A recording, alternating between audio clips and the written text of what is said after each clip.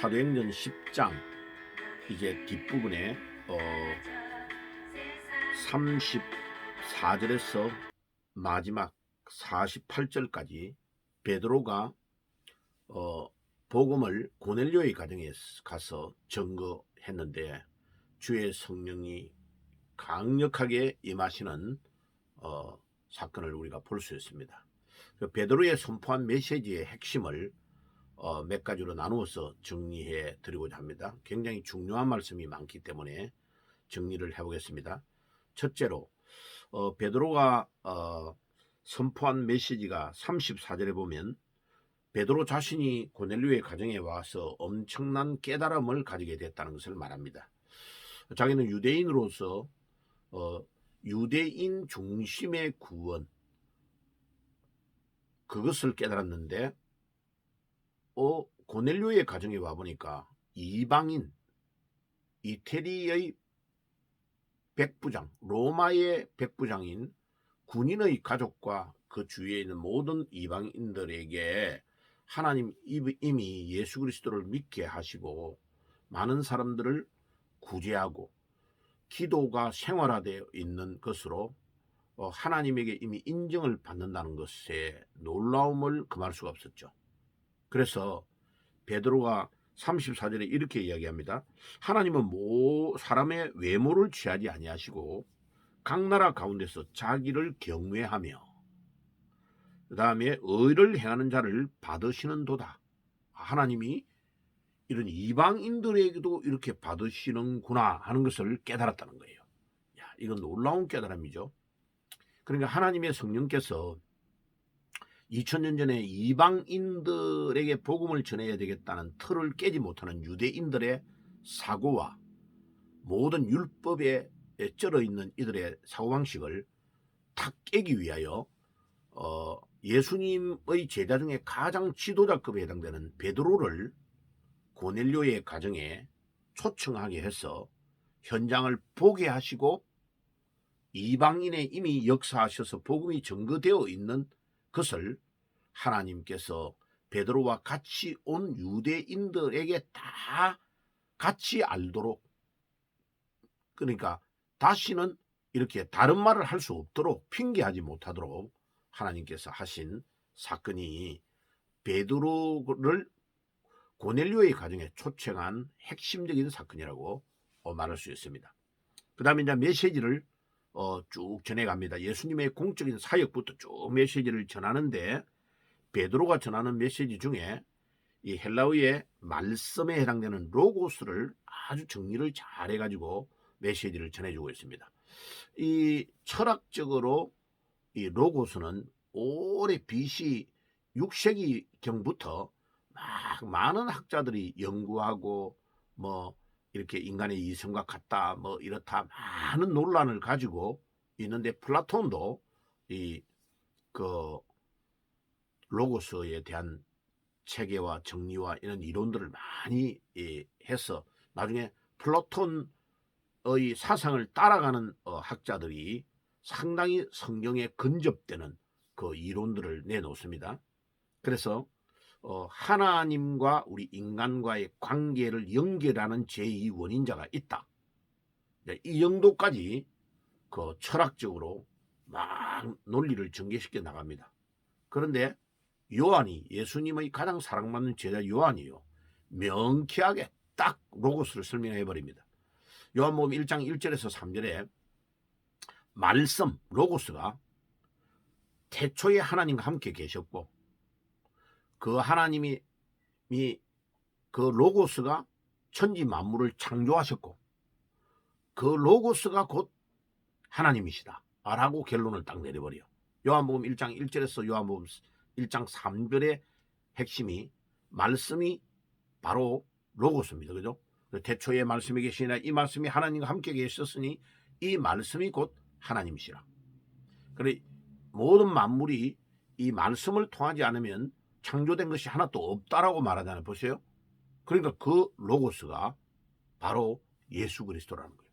결론을 딱 철학이 뭐 몇백 년 동안 논쟁하고 이론을 전개시켰던 이론을 그냥 한 방에 딱 예수가 바로 하나님이시고 그 로고스가 천하 만물을 창조하신 분이시고 그분이 곧 예수님이다 라고 요한복음 1장 1절에서 3절에 가장 명쾌하게 설명을 딱 합니다. 그런데 이제 이 베드로가 로고스를 설명을 지금 딱 정리를 해가지고 하고 있는데 36절에 보면 이렇게 정리를 합니다. 그 36절 37절에 보면 사도행전 10장에 뭐라고 말하고 있느냐, 이 로고스는 하나님께서 이스라엘 백성들에게 보내주신 분이다. 첫째. 두 번째는 그분이 평화의 복음을 증거하시는 분이다. 두 번째. 그 다음에 그분은 모든 사람의 주인이시다. 로드, 주인이시다라고 말합니다. 그분이 누구냐? 예수 그리스도라는 거죠. 자, 이렇게 약간 빙 둘러서 설명한 것 같지만은 요한이 말하는 메시지와 동일한 메시지를 베드로가 하고 있는 거죠. 그래서 이 로고스와 또 르헤마의 구분을 잘 하지 못하는 사람이 많아요. 그 발음이 지금 레마라고 하는데 레마라고 발음하면 안 됩니다. 그죠? 예, 헬라어의 이 R에 해당되는 음가가 르호입니다. 르호. 그러니까 르헤마라고 발음해야 되지 레마라고 발음하면 틀립니다. 뭐 선교 단체를 레마 선교회 이렇게 해가지고 하는데 그 이름 자체가 틀린 겁니다. 르헤마입니다. 르헤마. 그럼 르헤마와 로고스의 차이가 44절에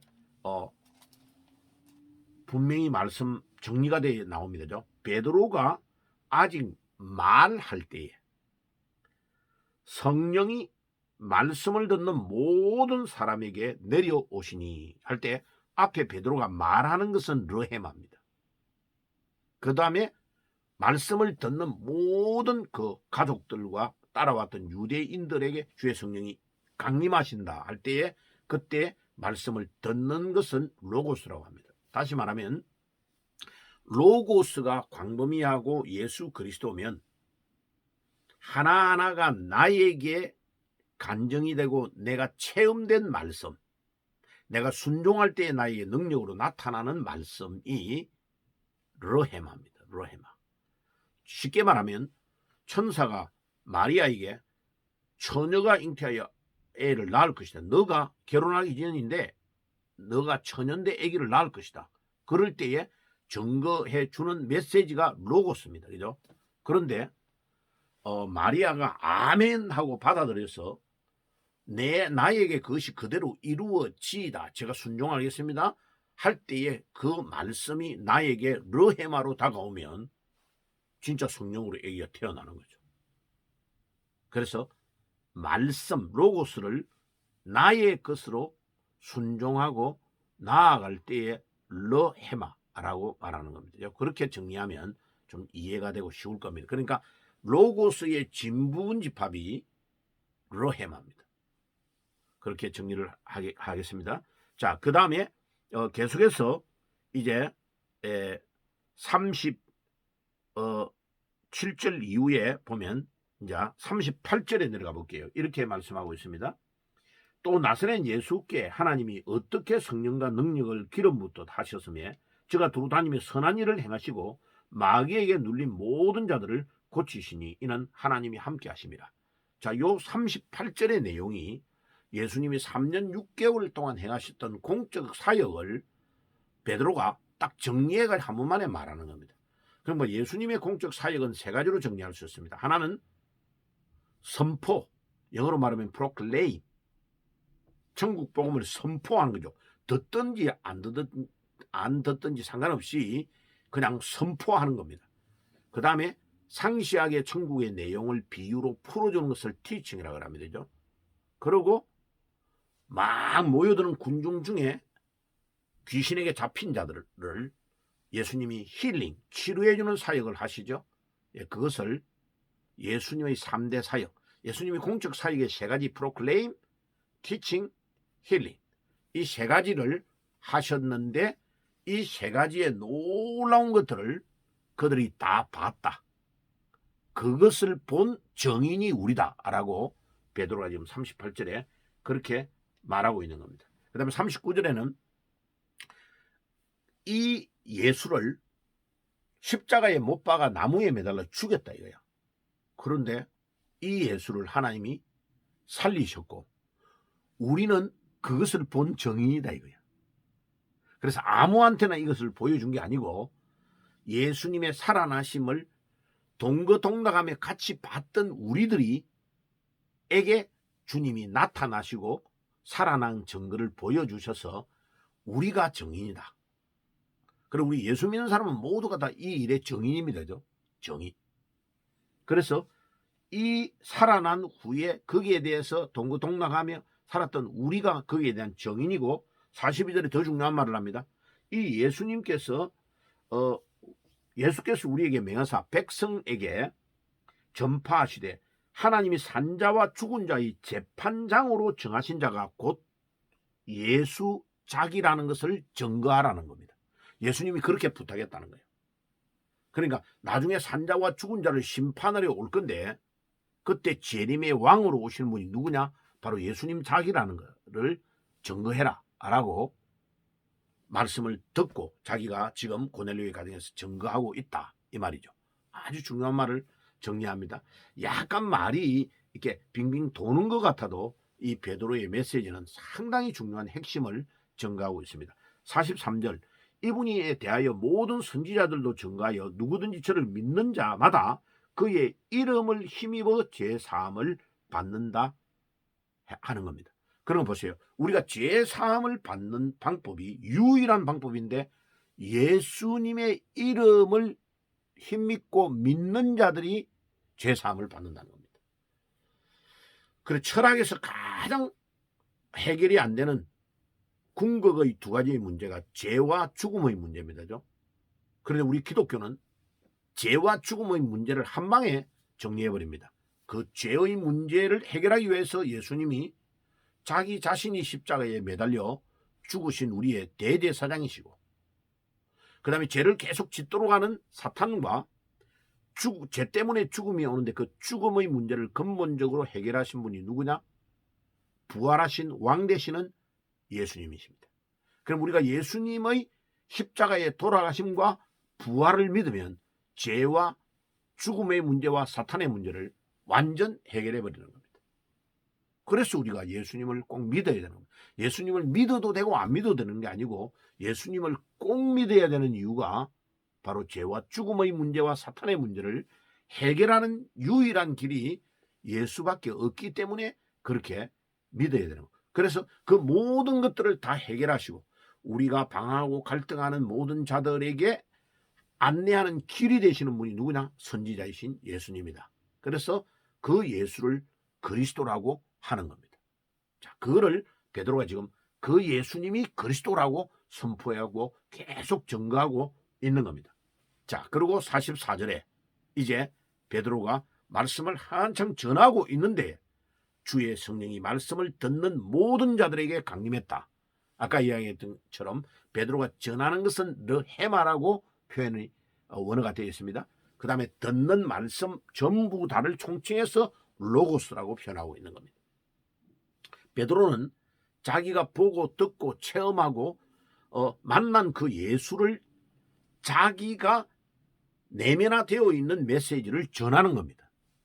르헤마를 전하는데 듣는 모든 자들에게 그 예수가 다 각인이 돼가지고 각자에게 성령으로 역사하는 로고스로 역사하고 계시는 것을 말하고 있는 것입니다. 자, 그래가지고 베드로와 함께 온 많은 이들 곧 할례 받은 사람들이 이방인에게도 선물로 성령 부어주심을 보고 놀랐다. 거부할 수 없는 일이 이제 일어난 거예요. 그러니까 넬란드의 아브라함 카이프가 저수지 이론을 주장해가지고 오순절날 성령이 임한 것이 저수지에 물이 잠겨 있는 것을 우리 후대들이 쭉쭉 뽑아가지고 먹고 있다. 완전히 틀린 이론입니다. 완전 틀린 이론. 오순절날만 성령이 단회적으로 임하고 지금은 임하지 않는다. 웃기는 말입니다. 사도행전 11장에 이미 정확하게 그것뿐만 아니라 사도행전 8장에 사도행전 9장에 계속해서 성령이 임재하시고 약동하시고 역사하시는 것을 보여주고 그래서 사도행전이라고 말하면 안 되고 성령행전이라고 말해야 된다는 것입니다. 그러니까 주의 성령이 강권적으로 고넬료의 가정에 임하셔서 모든 말씀을 듣는 자의 성령이 막 내려오시고 방언을 하고 역사가 일어나는 것을 보았기 때문에 같이 왔던 유대인들이 깜짝 놀란 겁니다. 베드로하고 같이 왔던 유대인들이 거부할 수 없는 성령의 역사를 눈으로 목격하고 체험하게 된 겁니다. 물론 나중에 또 예루살렘 올라갔어요. 왜 베드로가 이방인의 집에 갔냐? 또 막 추문을 당해요. 예루살렘 총에 올라가서. 그 정도로 아직도 유대인들이 깨어지지 않고 있는 상태죠. 그런데 하나님의 성령은 거부할 수 없는 방법으로 가장 주도적으로 이끌어가고 있는 2000년 전에 예수님의 제자 중에 가장 리더격인 이 베드로에게 고넬료의 가정, 이방인 백부장의 가정에 초청해서 성령의 기름 붓듯이 부으시는 역사를 보고 체험해서 이방인에게 복음의 문을 활짝 열도록 하시는 하나님의 성령의 사역이다. 그래서 이 사람들도 우리와 같이 성령을 받았으니 베드로가 이제 선포합니다. 누가 물세례 주는 것을 금지하고 방해하겠느냐? 그리고 물세례를 주라고 합니다. 그래서 이제 물세례를 주면서 그 모임의 놀라운 역사하심을 확인하고 결론을 내리는 겁니다. 자, 오늘 말씀을 마무리하겠습니다. 사도행전 이 10장의 사건은 엄청난 사역입니다. 이 이방에 전혀 복음이 전거되지 않을 것이라고 생각했던 유대인들의 사고의 틀을 완전 깨시고 하나님의 성령이 강권적으로 주도적으로 역사하시면서 이방의 복음의 문을 활짝 열어버리는 사건이 사도행전 10장의 고넬료의 집에서 성령의 부어심의 역사입니다. 자, 그래서 오늘도 여러분들 각자가 항상 성령의 역사하심을, 성령의 능력을 제한하지 말고 항상 나에게 성령이 역사하시도록 기도하고 마음을 딱 열어놓은 상태에서 사역을 하면 주께서 여러분들을 귀한 복음의 도구로 사용하실 줄 믿습니다. 아멘. 기도하겠습니다. 하나님 우리 아버지 감사합니다. 오늘도 고넬료의 가정에서 역사하신 성령의 놀라우신 역사를 저희들이 보았습니다. 오늘도 이 말씀이 우리의 심령에 잘 박힌 목과 같이 박히게 하시고 생을 변화시키는 능력의 말씀이 되게 주옵소서. 예수님의 이름으로 기도드리옵나이다. 아멘. 지금은 우리 주 예수 그리스도의 은혜와 하나님 우리 아버지의 사랑하심과 성령님의 교통하심이 오늘도 고넬료의 가정에서 역사하셔서 이방의 문을 활짝 여신 성령의 역사하심을 저희들이 깨닫고 가는 곳마다 이 복음을 증거하는 데 우리의 남은 삶을 다 드릴 수 있도록 축복해 주시옵소서. 지금은 우리 주 예수 그리스도의 은혜와 하나님 우리 아버지의 사랑하심과 성령님의 교통하심이 이 말씀을 듣는 모든 주의 백성들 머리 위에 지금부터 영원까지 항상 함께 계실지어다. 아멘.